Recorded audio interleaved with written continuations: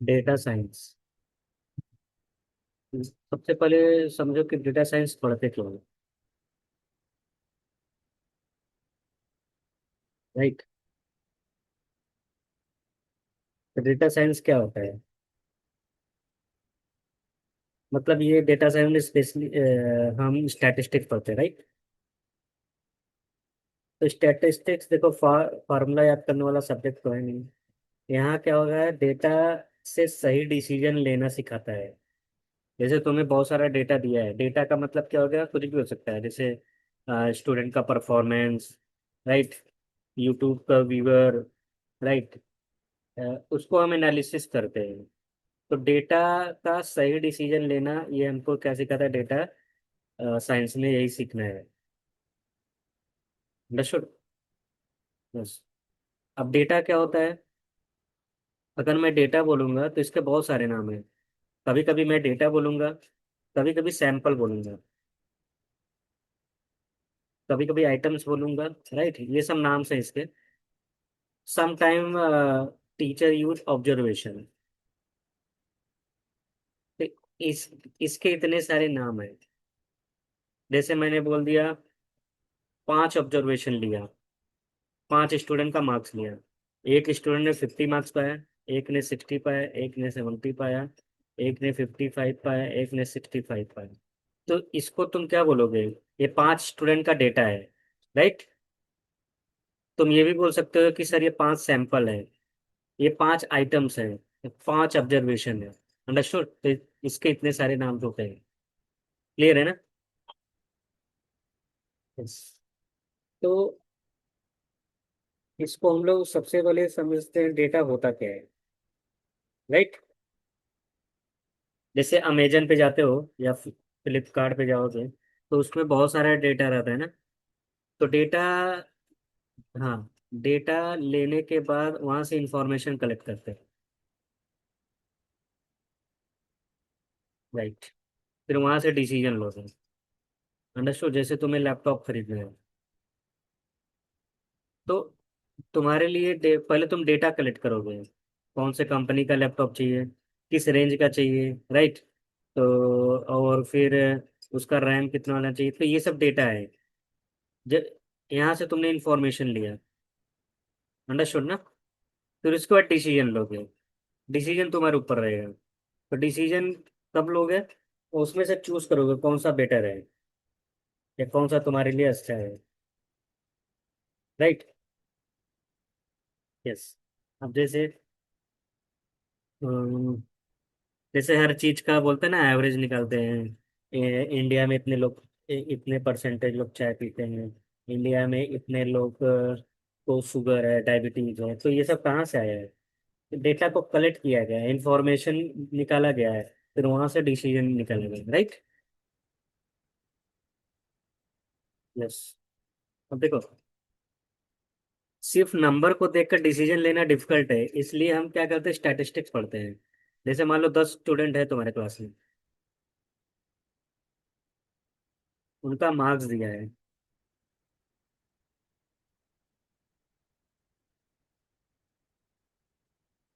यहाँ मैं 10 सैंपल ले रहा हूँ। सैंपल बोलो, डेटा बोलो, ऑब्जर्वेशन बोलो, आइटम्स बोलो, सब एक ही चीज है, राइट।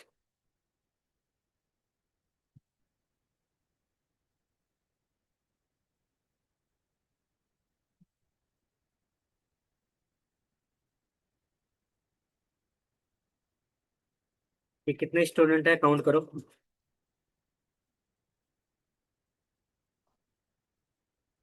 10 है। तो एक क्लास में मैंने 10 ऑब्जर्वेशन लिया, 10 स्टूडेंट का सैंपल लिया, उनका मार्क्स दिया है, राइट। तो एक स्टूडेंट कितना मार्क्स पा रहा है? 35, एक 40, एक 42, 45, 48, 50, 52, 60, 80, 95, राइट। अब मुझे बताओ, इस क्लास का परफॉर्मेंस क्या है? तो परफॉर्मेंस कैसे निकालते हो?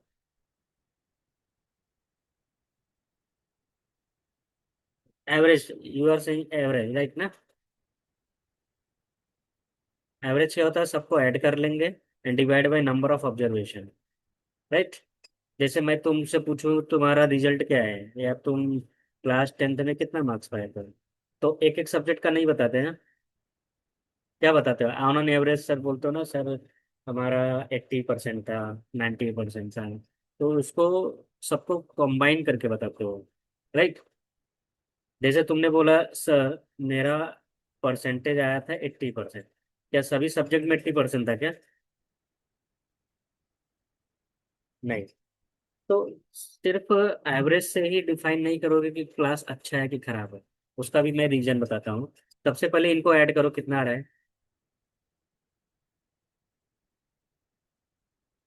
You can use your mobile calculator, and in statistics calculator हमेशा साथ में रखना। 35 प्लस 42 प्लस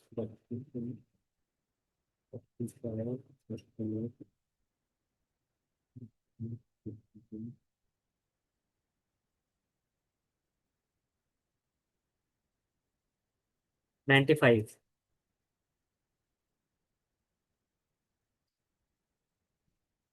54.7 आ रहा है। यू कैन कैलकुलेट, चेक कर सकते हो कहीं मिस्टेक होगा। तो 54.7 आ रहा है, राइट। अब देखो एक स्टूडेंट पाया है 35 मार्क्स, और एक स्टूडेंट पाया 95 मार्क्स, फिर भी ऑन एन एवरेज कितना आ रहा है? 54 आ रहा है। तो क्या सभी स्टूडेंट 54 के आसपास पाए हैं? नहीं ना। तो सिर्फ एवरेज से ही नहीं बताएंगे कि क्लास का परफॉर्मेंस कैसा है। जैसे ऐसे समझो, एक स्टूडेंट पाया है 0 मार्क्स, एक स्टूडेंट पाया है 60 मार्क्स, इनका एवरेज कितना होगा? 30, राइट। एक स्टूडेंट पाया है 30 मार्क्स, और एक पाया 25, इनका एवरेज बताओ कितना आ रहा है? 30 आ रहा है। अब मुझे बताओ इन दोनों स्टूडेंट में परफॉर्मेंस किसका बेटर है? ये स्टूडेंट ए है, ये स्टूडेंट बी है, ये इंग्लिश का मार्क्स है, ये साइंस का है। तो इनका एवरेज मार्क कितना आ रहा है? ए का 30, बी का भी 30 पा रहा है, लेकिन बेटर कौन है?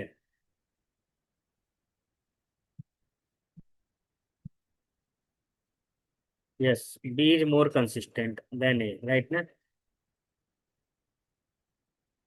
अच्छा, तुम बोलोगे सर अगर ये नहीं देता, मार्क्स नहीं देता, हम सिर्फ एवरेज से ही अगर जज करना रहेगा तो मुश्किल है ना। क्योंकि मैथ्स साइंस में तो अच्छा है लेकिन इंग्लिश में फेल हो गया, इसलिए पूरे सब्जेक्ट में फेल हो गया। अब मैं ये ऐसा क्वेश्चन पूछ सकता था कि अगर दोनों का एवरेज सेम है फिर भी ये फेल है और ये पास है, तो सिर्फ एवरेज से ही डिफाइन नहीं करेंगे कि ये स्टूडेंट ज़्यादा कंसिस्टेंट है और ये कम कंसिस्टेंट। अंडरस्टूड। जैसे देखो, विराट कोहली का रन रेट और सचिन तेंदुलकर का रन रेट ऑलमोस्ट इक्वल ही है, लेकिन फिर भी हम सचिन को हम ज़्यादा कंसिस्टेंट मानते हैं, क्यों? क्योंकि उसका जो रन रेट रहेगा वो बहुत क्लोजर टू द सेंचुरी रहता है, राइट ना। और विराट कोहली का क्या रहता है, किसी में बहुत ज़्यादा रहता है, किसी में कम रहता है। एक मैं एग्जांपल बता रहा हूँ, ओके। तो कंसिस्टेंसी मैटर तब करता है जब अच्छा, कंसिस्टेंसी सिर्फ एवरेज पे ही डिपेंड नहीं है, जैसे मैंने एग्जांपल दिखाया है। तो कंसिस्टेंस होने के लिए हमको क्या क्या पढ़ना पड़ेगा? एवरेज, इसके लिए मुझे पढ़ना पड़ेगा standard division. Understood, this is very important. Standard division के बाद पढ़ना पड़ेगा वेरिएंस, फिर पढ़ना पड़ेगा मीडियन, फिर पढ़ना पड़ेगा मोड। इतना सारा चीज पढ़ेंगे और इसी को हम बोलते हैं क्या, मेजर्स ऑफ सेंट्रल टेंडेंसी।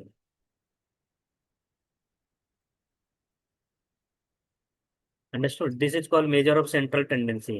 तो सेंट्रल टेंडेंसी जब तुम फाइंड करोगे किसी भी सैंपल का, जैसे इस सैंपल का, राइट, तब तुम जज कर पाओगे कि हाँ ये ज्यादा कंसिस्टेंट है, ये कम कंसिस्टेंट है। सिर्फ एवरेज से ही नहीं पता पर कर पाएंगे कि who is more better. Understood. तो फर्स्ट चैप्टर में तुम्हें क्या क्या पढ़ना है? Average, standard deviation, right, variance, median, median का मतलब बीच का वैल्यू, मॉड मतलब जो सबसे ज्यादा बार आया है, राइट, मोस्ट फ्रिक्वेंट वैल्यू या most frequent item, right. First chapter में तुम्हें ये पढ़ना है। इसके साथ साथ क्या पढ़ना है? इन सब का ग्राफ कैसे ड्रॉ करते हैं, graphical representation, graphical representation of data. Data को कैसे रिप्रेजेंट करते हैं? तो तीन तरीके से रिप्रेजेंट करते हैं: हिस्टोग्राम, पाई ग्राफ, पाई चार्ट, ओके, और एक आएगा बॉक्स प्लॉट। ठीक है। बॉक्स प्लॉट में तुम क्या क्या सीखोगे? परसेंटाइल कैसे निकालते हैं किसी भी चीज का,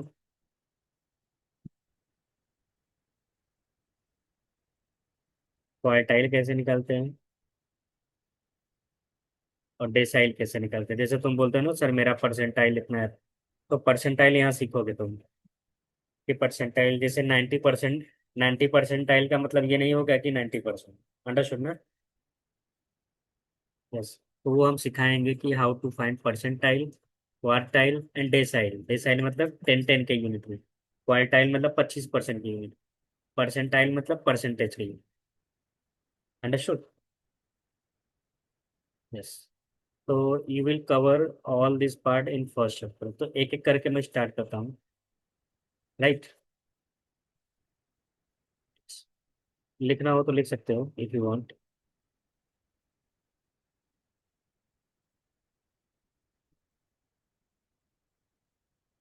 ओके। जैसे ये सैंपल दिया है ऊपर, कितने स्टूडेंट का सैंपल है? 10 स्टूडेंट का है ना? यस। अच्छा, ये कौन सा टाइप का डेटा है? अनडिस्ट्रीब्यूटेड डेटा है। डेटा दो टाइप के होते हैं: डिस्ट्रीब्यूटेड डेटा, अनडिस्ट्रीब्यूटेड डेटा, या इसको बोलते हैं अनग्रुप्ड। कोई ग्रुपिंग में नहीं दिया है, सिर्फ ऐसे ही रैंडमली दे दिया है। अब तुमको ग्रुपिंग में करना है इसको। तो सबसे छोटा, सबसे कम मार्क्स किसका है? 35 है ना? चलो 35 to 40 का ग्रुप बनाता हूँ, 5-5 का ग्रुप बनाता हूँ। जैसे क्लास में जब स्टूडेंट बहुत ज्यादा होते हैं तो टीचर क्या करते हैं, बोलते हैं ना 5-5 के ग्रुप बना के आए स्टूडेंट, राइट। तो इसको हम लोग बोलेंगे क्लास इंटरवल, क्लास इंटरवल, और ये इसको बोलेंगे फ्रिक्वेंसी। तो तुम काउंट करो इस डेटा में कितने स्टूडेंट ऐसे हैं जिनका मार्क्स 35 से लेकर 40 के बीच में है। ठीक है। दूसरा मैं ग्रुप लूंगा 40 से 45, फिर 45 से 50, 50 से देखो सबसे बड़ा 95 है ना। अब ये तुम्हारे ऊपर है, 10-10 का ग्रुप ले लो, 5-5 का ग्रुप ले लो, ये कभी कभी क्वेश्चन में बोलता है।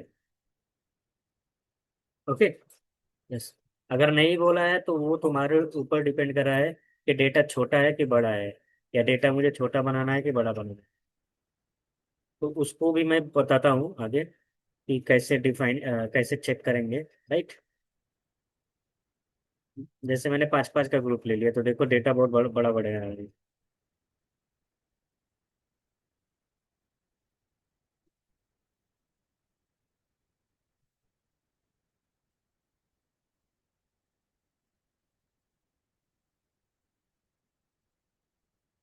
राइट। अब मुझे बताओ, अब प्रॉब्लम क्या है? 40 यहाँ भी है, यहाँ भी है, राइट ना? तुम बोलोगे सर 40 अगर यहाँ ले लिया तो क्या यहाँ लेना पड़ेगा? एक चीज ध्यान देना, जो ये इसको बोलते हैं लोअर लिमिट, इसको बोलते हैं अपर लिमिट। अपर लिमिट कभी नहीं लेते हैं, राइट। जैसे जैसे देखो ये पहला वाला में 35 से 40, कितने मार्क्स, कितने स्टूडेंट है जिसका मार्क्स 35 से 40 के बीच में है? एक इधर है। मैंने बोला ना 40 वाला नहीं लेना, ये हमेशा एक्सक्लूड रहेगा। ओके, समझ गए ना? तो 40 नहीं लेना है। 40 से छोटा कोई और है? नहीं है, तो एक ही पर्सन है। अब इसमें तुम्हें 40 लेना है, 40 से 45 के बीच में। 45 भी नहीं लेना है, मैंने बताया था ना, ये अपर लिमिट का वैल्यू नहीं लेते हैं। तो एक, दो और कहीं दिख रहा है? नहीं। दो स्टूडेंट ऐसे हैं जिनका मार्क्स 40 से ले। हाँ बोलो। ये 40। ठीक है। अब कितने स्टूडेंट ऐसे जो 45 से 50 से छोटे हैं? 50 नहीं लेना है, 50 से छोटे हैं। तो कितने हैं? एक, दो, एंड देन 50 to 50, तो फिर यहाँ 50 लेना है, 55 नहीं लेना है, तो एक, दो, राइट। 55 से 60, 60 नहीं लेना है तो जीरो। 60 से 65 1, ये जीरो, ये जीरो, ये जीरो। 80 नहीं लेना है, 80 यहाँ लेना है, वन। अब ये मत सोचना सर जीरो है तो इनको हटा देते हैं, नहीं, हटाने की जरूरत नहीं है। तब अगर हटा दोगे तो पाँच पाँच जो, ऐसे ही बनाना है, ग्रुपिंग करना है तो पाँच पाँच का ग्रुप लेना है। 85 से 90 नहीं है, 90 से 95 नहीं है, 95 से 100 है, राइट ना। अब इनको काउंट करोगे तो 10 स्टूडेंट मिलेंगे। काउंट करो, 2, 4, 6, 7, 8, 9, 10। तुम बोलोगे सर ये तो बहुत बड़ा डेटा हो गया, मुझे छोटा बना के दिखाओ। मैं फिर से बोल रहा हूँ, ये तुम्हारे ऊपर है। तुम 10 10 का ग्रुप लो या पाँच पाँच का ग्रुप लो, राइट। क्लास इंटरवल और ये फ्रिक्वेंसी। 45 से 55, 55 से 65,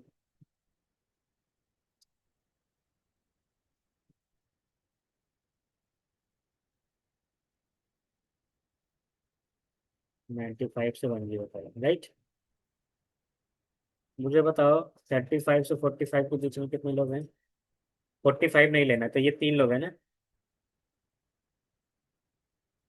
45 से 52, तो ये चार लोग हैं ना। एक, दो, तीन, चार, ये है ना। 55 से 65 नहीं है, अच्छा एक लोग हैं, 61।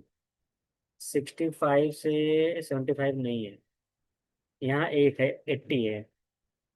इसमें नहीं, इसमें एक है। काउंट करो, ये भी 10 हो। तो अब तुम्हारे ऊपर ये बनाओ चाहे ये बनाओ, राइट। अंडरस्टूड। यस। तो इसको मैंने किसमें कर दिया? ग्रुप डेटा, ग्रुपिंग कर दिया ना। या इसका दूसरा नाम क्या है? Distributed data. अंडरस्टूड। अब सपोज मुझे ये बनाना है, ध्यान से देखना। मिनिमम मार्क्स कितना है? 35 है ना। तो मैं 10 10 का ग्रुप ले लेता हूँ, 10, 20, 30, 40, 50, 60, 70, 80, 90, 100, 110 लेता हूँ, क्योंकि 105 है ना सबसे बड़ा, और सबसे छोटा 35। तो क्या करेंगे? 35 से लेकर, राइट। अच्छा, मैक्सिमम चार है तो यहाँ मैं ले लेता हूँ, 1, 2, 3, 4, राइट। अब ध्यान से देखना, 35 से 45 कितने लोग हैं? तीन लोग हैं, तो तीन पे ऐसा बनाता हूँ। ओके। 45 से 55 कितने लोग हैं? ये 55 है ना। तो कंटिन्यूसली इसी लाइन में बढ़ा देना, चार, राइट, अंडरस्टूड। 55 से 65 के बीच में एक लोग हैं, तो 55 से 65 यहाँ रहेंगे। यहाँ तक कोई प्रॉब्लम? 65 से 75 तुमको जीरो दिखाना है, तो जीरो मतलब व्हाइट कलर से ही दिखाना, यहाँ ऐसा रहेगा, समझे ना। मतलब ये रेंज है, बट वो उसमें ऐसा भी हो सकता है ना, जैसे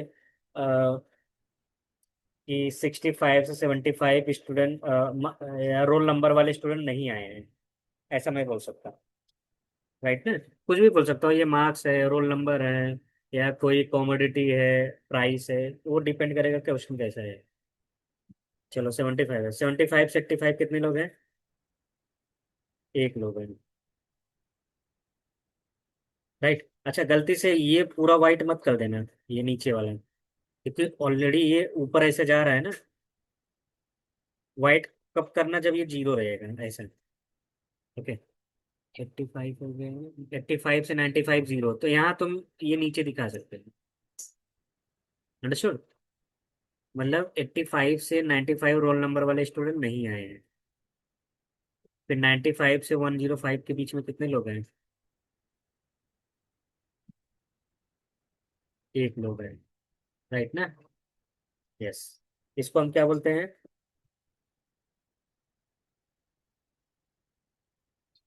हिस्टोग्राम। राइट। हिस्टोग्राम में जो मिडिल वैल्यू रहेगा, सबका मिडिल वैल्यू लो।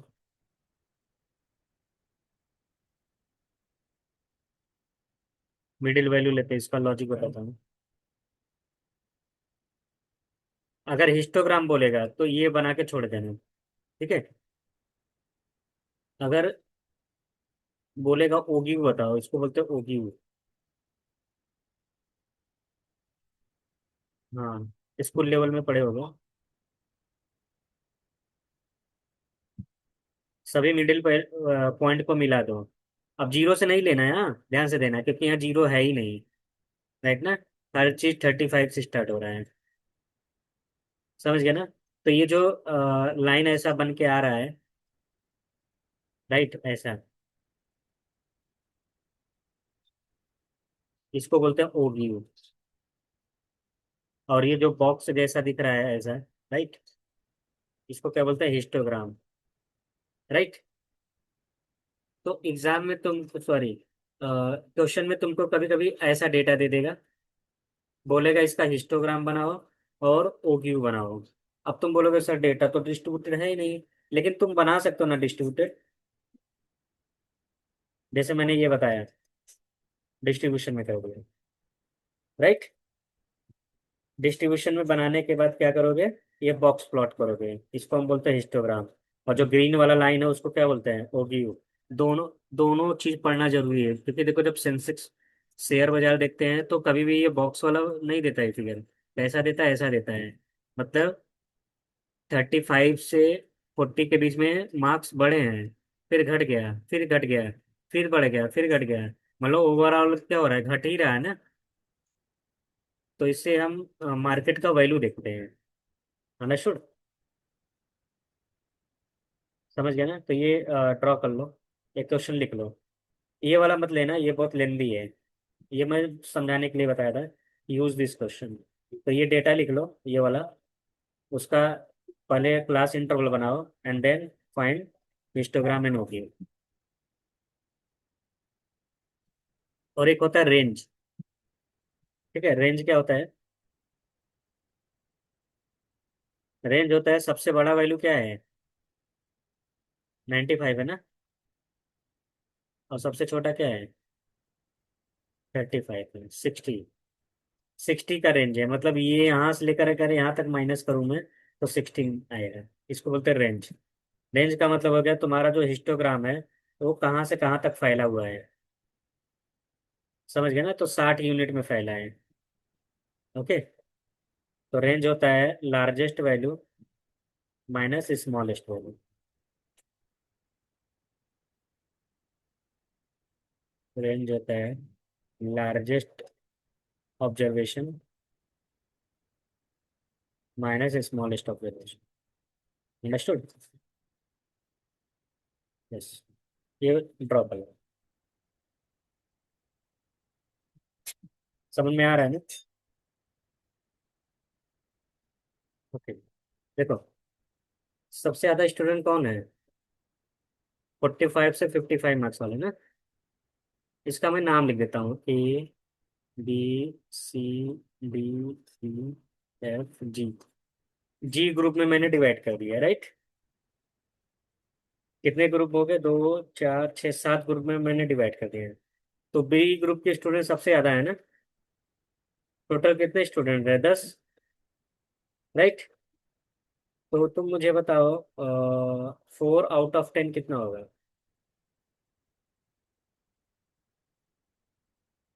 4/10 ये परसेंटेज में बता रहा हूँ।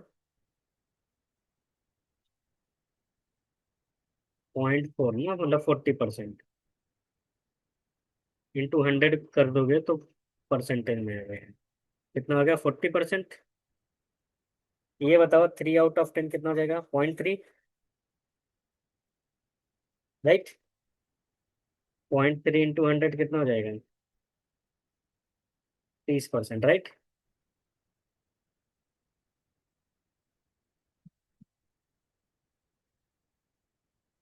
10%। ये जीरो, ये 10% लिख दो।